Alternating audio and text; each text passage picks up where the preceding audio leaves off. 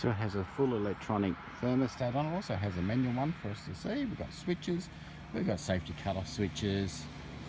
Everything's all the mod cons. It's nice and attractive on the outside.